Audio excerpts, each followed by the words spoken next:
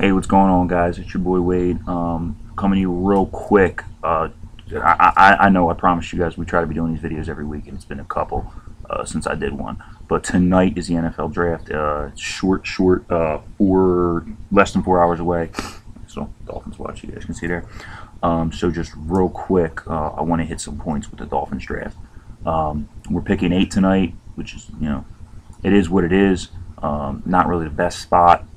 We could trade down. It is definitely a possibility. We've done it before under this regime, and Ireland has a history of, if he likes somebody and he thinks he's going to be there, we will trade down and pick up more picks. I mean, you saw it with Jared Odrick. So that could be a great possibility. The guy I talked about I wanted last time I was on here was Riley Reef. Still in my mind, one of our better options. The other position that we really could address is wide receiver, and it's very, very, I can't think of the word, not lucky, possible, very possible that either Justin Blackmon or Michael Floyd, if not both, will be there. So either one of those guys, I wouldn't be overly thrilled. I wouldn't be jumping on a table or nothing like that if we took him, but I would be very happy, if he went in that position. All the hype right now is about Ryan Tannehill. I gave you guys my thoughts on that last time. I do not want Tannehill at the 8th overall pick. If we trade down and he happens to slide, beautiful. By all means, if we can get him in the mid-round to later, first round, I don't think that's going to happen. But that's really the only spot I can see taking him. I don't want us to overreach like all the quarterbacks were last year with Jake Locker getting to the Titans and Christian Ponder snatched up out of Vikings. They were stretches last year, plain and simple. And you look at Andy Dalton, who ended up in the second round going, he ended up a better quarterback than all those guys, and that could very easily happen with Whedon or Oswald or any of the other guys they're talking about out there.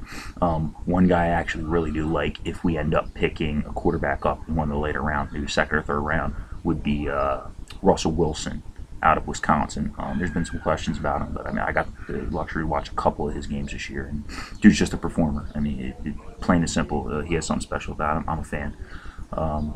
Anyway, so hopefully, my eyes, we grab Riley Reef at 8, or Michael Floyd or Justin Blackmon. Trading down, I'd be thrilled with, if we could pick up a player that we really like. Trading down, awesome. Costanzo, I think his name is, the guard from Stanford, is projected to a couple spots later, and there's a lot of talk of the Eagles possibly trying to trade up to grab just Ryan Tannehill. Now the rumors are that that's all being spread by the Jaguars, so they can trade out of their spot because they pick right before us at 7. But we'll see how that goes. If we're open, for a trade, I would definitely not mind, trading up with the Eagles. I live here in Philly. Trading down to the Eagles, they can grab Tannehill, let him back up Vic, or however they want to handle their business. We could pick a 15. There's a good chance that Costanzo might still be there. If not, there'll be a player that fits our need. Michael Floyd or Justin Blackmon, if they're both there at 8, chances are one of them will be there at 15. Not to mention, we're going to pick up some ammunition doing that. Realistically, a trade like that would net us, let's say it was the Eagles, I know they have 2 seconds this year, it would net us at least this year, the 15th pick, and then their 2 seconds, if not something next year. So I 100% be thrilled with that. I'm scared to death we're going to reach for Tannehill. Reaching for a player is not something I ever want to do, especially in the draft.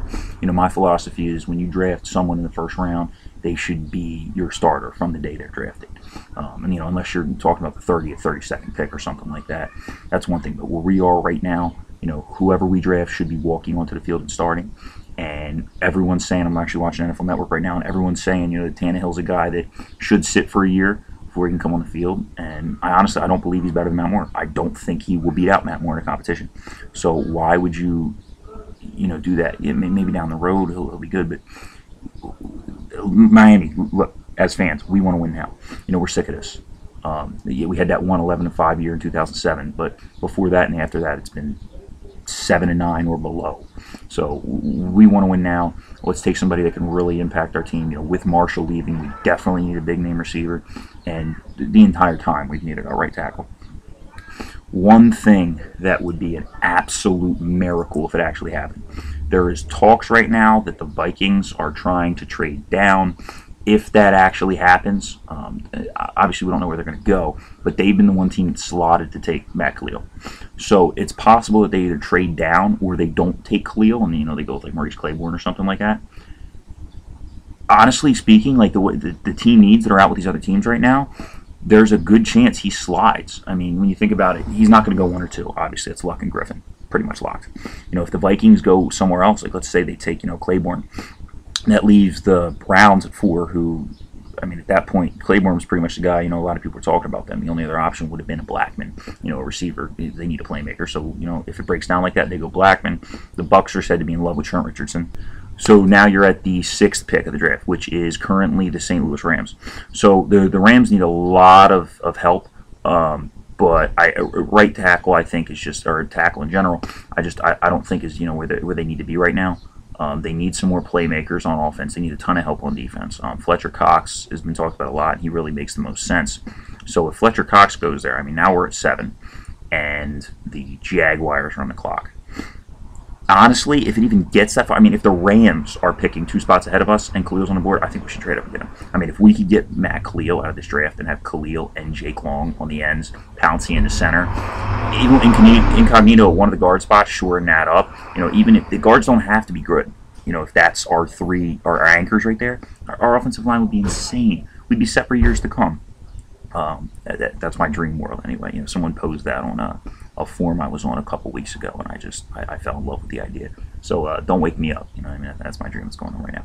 But anyway, to summarize, I'm going to be shooting hopefully a little something right after the draft. Thoughts and opinions. But as of right now, please, Ireland, if you're out there watching my freaking YouTube video right before the draft, because God knows that's what you're doing with your time, please do not reach for Ryan Tannehill. Please make the best decision for our franchise as an all-around team, not as maybe this will help sell some tickets a couple years down the road.